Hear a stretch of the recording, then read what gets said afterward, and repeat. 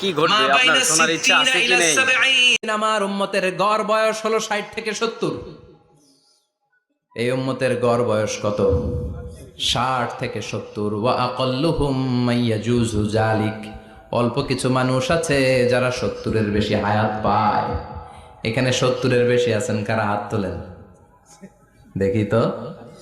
কয়জন? একজন, দুইজন, তিনজন। মাশাআল্লাহ, আল্লাহ আরো হায়াত দেখ। আল্লাহ এদেরকে আরো হায়াত দারাজ করুক। চিল্লায় বলেন আমিন।